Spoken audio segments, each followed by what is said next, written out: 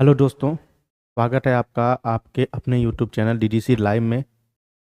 आज हम पिछली क्लास को आगे बढ़ाते हुए राज्यपाल के बारे में चर्चा करेंगे, क्योंकि हमने पिछली क्लास में समझने की कोशिश की थी कि सरकार के 3 अंग होते हैं: कार्यपालिका, विधायिका और न्यायपालिका। तो कार्यपालिका का जो सबसे पहला और सबसे महत्वपूर्ण अंग है राज्य सरकार के, वो क्या है? आपका राज्यपाल। जैसे राज्य में राज्यपाल का पद होता है, वैसे ही केंद्र में किसका पद होता है? राष्ट्रपति का। सबसे महत्वपूर्ण बात तो यही है कि जैसे राज्यों में राज्यपाल का पद है, वैसे ही केंद्र में किसका पद है? राष्ट्रपति का। और वर्तमान समय में देखा जाए तो भारतीय संविधान के अनुच्छेद 153 से लेकर अनुच्छेद 159 तक सिर्फ राज्यपाल के पद का वर्णन किया गया है, जिसमें राज्यपाल की नियुक्ति, राज्यपाल का कार्यकाल, राज्यपाल की योग्यता, राज्यपाल के शपथ सभी का वर्णन किया गया है। सबसे पहले समझने की कोशिश की राज्यपाल का पद है कैसा। तो राज्यपाल का जो पद है वो कार्यपालिका का सबसे महत्वपूर्ण और सबसे अभिन्न अंग है, और साथ ही साथ राज्य की कार्यपालिका का संवैधानिक प्रमुख किसे मानते हैं? हम राज्यपाल को मानते हैं। परीक्षा में जो सबसे पहला और सबसे अति महत्वपूर्ण सवाल जो बनता है वो यही बनता है कि राज्य की कार्यपालिका का संवैधानिक प्रमुख किसे मानते हैं। तो राज्य की कार्यपालिका का संवैधानिक प्रमुख हम किसे मानते हैं? राज्यपाल को मानते हैं, क्योंकि भारतीय संविधान का जो अनुच्छेद 153 है वो यही बताता है कि प्रत्येक राज्य के लिए एक क्या होगा? राज्यपाल होगा। जब आप भारतीय संविधान का अनुच्छेद 153 पढ़ेंगे, उस अनुच्छेद 153 में जो सबसे महत्वपूर्ण बात बताई गई है कि प्रत्येक राज्य के लिए क्या होगा? एक राज्यपाल होगा। जब 1950 में भारत का संविधान प्रवर्तन में आया था, तो उस समय भारतीय संविधान के अनुच्छेद 153 में एक प्रावधान बताया गया था। वो ये बताया गया था कि एक राज्य और एक राज्यपाल। जो राज्यपाल क्या होगा? राज्य की कार्यपालिका का संवैधानिक हेड होगा, संवैधानिक प्रमुख होगा। क्योंकि जब वास्तविक प्रमुख की बात आएगी तो जो अगला कार्यपालिका का अंग है मुख्यमंत्री, वो क्या होता है? वास्तविक प्रमुख होता है। लेकिन संवैधानिक प्रमुख कौन होता है? वो होता है राज्यपाल। तो जो राज्यपाल का जो पद है, भारतीय संविधान के अनुसार 153 बताया गया कि एक राज्य तो एक राज्यपाल होगा। लेकिन भारतीय संविधान में एक संशोधन किया गया वर्ष 1956 में। भारतीय संविधान में एक संशोधन किया गया वर्ष 1956 में, जिसे हम 7वां संविधान संशोधन अधिनियम 1956 के माध्यम से जानते हैं। इस संविधान संशोधन के माध्यम से भारतीय संविधान में एक नया प्रावधान जोड़ा गया, और वो प्रावधान ये जोड़ा गया कि 2 या 2 से अधिक राज्यों के लिए भी एक ही राज्यपाल हो सकता है। एक राज्यपाल हो सकता है। मतलब भारतीय संविधान के 7वां संविधान संशोधन में के माध्यम से 153 में एक नया प्रोविजन जोड़ दिया गया, और उस प्रोविजन के माध्यम से यह बताया गया कि 2 या 2 से अधिक राज्यों के लिए एक क्या होगा? राज्यपाल होगा। ये तो बात थी अनुच्छेद 153 की, और उस अनुच्छेद 153 में बताया गया कि एक राज्य एक राज्यपाल। मगर 7वां संविधान संशोधन किया गया और ऐसा प्रावधान कर दिया गया कि 2 या 2 से अधिक राज्यों के लिए एक ही राज्यपाल होगा, और वही राज्यपाल क्या होगा? कार्यपालिका शक्ति का क्या होगा? प्रमुख होगा। मतलब भारत में जो राज्य है उनकी कार्यपालिका शक्ति का जो संवैधानिक हेड होता है, कॉन्स्टिट्यूशन जो हेड होता है, वो कौन होता है? राज्य का राज्यपाल।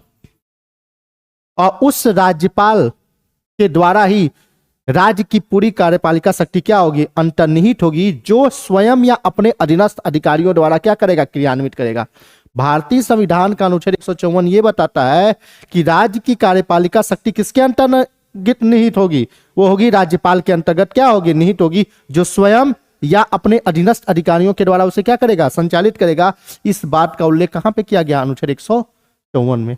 मतलब अनुच्छेद 154 भारतीय संविधान का यही बताता है कि राज्य की कार्यपालिका शक्ति राज्यपाल में क्या है? अंतर्निहित है।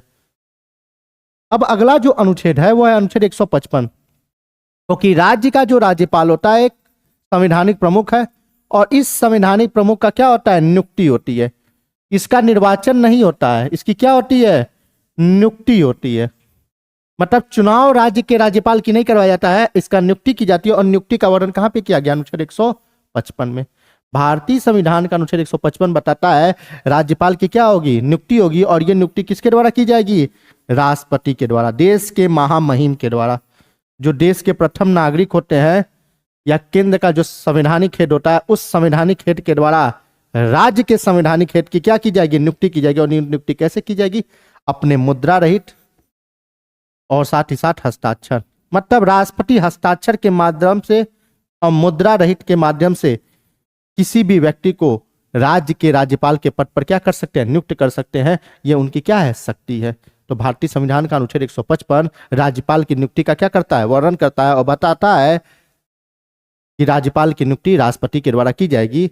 और राष्ट्रपति कैसे करेगा, हस्ताक्षर और मुद्रा सहित करेगा। अब आते हैं राज्यपाल का कार्यकाल। कार्यकाल का मतलब होता है उसका जो टर्म है वो कितने समय का होगा।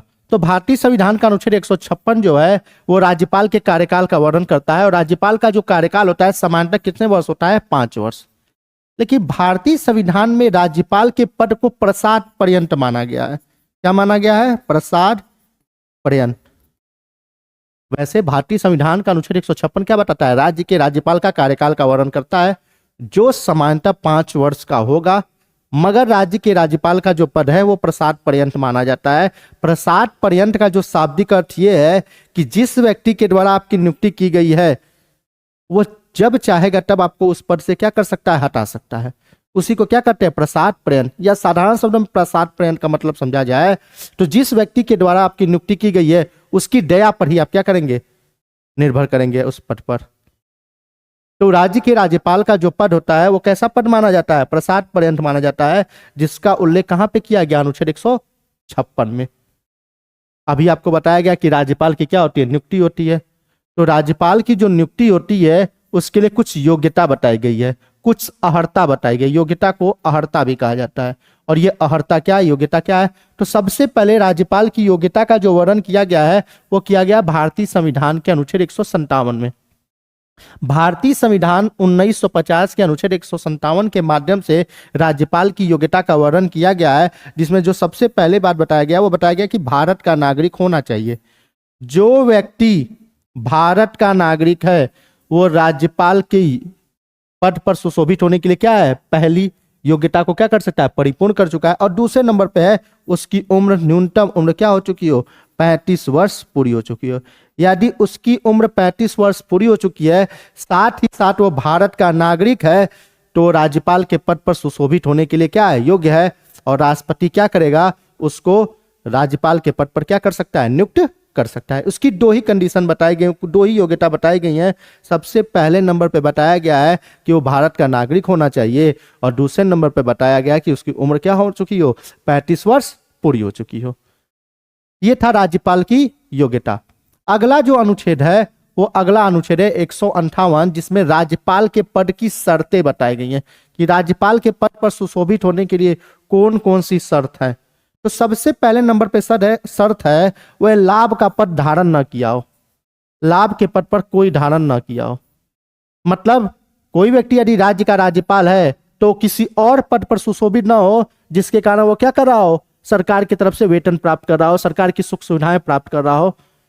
ऐसा कंडीशन नहीं होना चाहिए, क्योंकि राज्यपाल के पद पर सुशोभित होने वाला व्यक्ति लाभ का पद धारण नहीं कर सकता। दूसरा कंडीशन यह है कि जो व्यक्ति राज्य के राज्यपाल के पद पर सुशोभित हो रहा है वो न संसद का सदस्य हो, संसद मतलब न लोकसभा का सदस्य हो न राज्यसभा का सदस्य हो, और साथ ही साथ न वो विधानमंडल का सदस्य हो। तो जहां पे द्विसदनी विधायिका होती है वहां पे विधानसभा और विधान परिषद दोनों होते हैं। जहां पे एक सदनी विधायिका होती है वहां सिर्फ विधानसभा होता है, तो वो दोनों में से किसी भी सदन का सदस्य नहीं होना चाहिए, तभी जाके वो राज्यपाल के पद पर क्या हो सकता है, सुशोभित हो सकता है। क्योंकि राज्यपाल के पद की शर्तें बताई गई हैं, और 2 महत्वपूर्ण, लाभ का पद धारण न किया हो और साथ ही साथ वह किसी भी सदन का सदस्य न हो। वेतन तथा भत्ते, राज्यपाल के वेतन तथा भत्ते का निर्धारण जो किया जाता है वो केंद्र के द्वारा किया जाता है, और जो केंद्र निर्धारित कर देगा वही वेतन दिया जाएगा। और भारतीय संविधान के अनुच्छेद 158 के उपखंड 3 के अनुसार उसके वेतन तथा भत्ते का क्या किया गया, उल्लेख किया गया है। भारतीय संविधान का अनुच्छेद 158 का उपखंड 3 क्या बताता है, राज्यपाल के वेतन तथा राज्यपाल के क्या, भत्ते का वर्णन करता है। और जानते ही आप, अभी आपको बताया गया कि 7वां संविधान संशोधन अधिनियम 1956 के माध्यम से ऐसा प्रावधान कर दिया गया था कि 2 या 2 से अधिक राज्यों के लिए एक राज्यपाल की नियुक्ति हो सकती है। तो वैसे कंडीशन में तो भारतीय संविधान का अनुच्छेद 158 का उपखंड 3 का ए जो बताता है कि 2 या 2 से अधिक राज्यों के लिए एक या अधिक राज्यपाल है, उसके वेतन तथा भत्ते का निर्धारित किसके द्वारा किया जाएगा? वो किया जाएगा प्रेसिडेंट के द्वारा। जो प्रेसिडेंट निर्धारित कर देंगे वही वेतन तथा भत्ते क्या किए जाएंगे? दिए जाएंगे, जिसका उल्लेख कहां पे किया गया? 158 के 3 के ए में किया गया है। सब क्लास में किया गया है, जिसमें बताया गया है कि 2 या 2 से अधिक राज्यों के लिए यदि एक राज्यपाल नियुक्त हो गया है तो उसको वेतन तथा भत्ते कैसे दिए जाएंगे? तो उसको तथा वेतन तथा भत्ते राष्ट्रपति द्वारा जो निर्धारित है उसके अनुसार क्या किए जाएंगे? दिए जाएंगे। अब आते हैं सबसे अंतिम नंबर पे, क्योंकि राज्यपाल का पद कैसा पद है? संवैधानिक पद है, और साथ ही साथ वो राज्य की कार्यपालिका का क्या है? राज्य की कार्यपालिका का संवैधानिक प्रमुख है। तो राज्य की कार्यपालिका का संवैधानिक प्रमुख यदि जो व्यक्ति है उसको अपने पद पर सुशोभित होने के लिए उसके शपथ तथा गोपनीयता की क्या दिलाई जाती है? शपथ दिलाई जाती है, क्योंकि बहुत ही महत्वपूर्ण पद है। राज्य की कार्यपालिका का संवैधानिक हेड है, कॉन्स्टिट्यूशन हेड है। पूरी कार्यपालिका शक्ति राज्यपाल में ही निहित होती है, भारतीय संविधान का अनुच्छेद बताता है। तो उसको उसके पद तथा गोपनीयता की शपथ दिलाई जाती है, और शपथ का जो वर्णन किया गया है वो किया गया अनुच्छेद 159 में।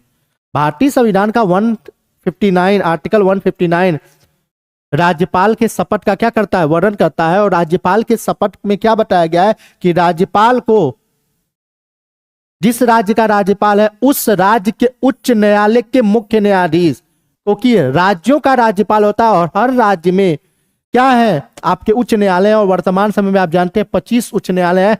तो जिस राज्य का राज्यपाल है उस राज्य के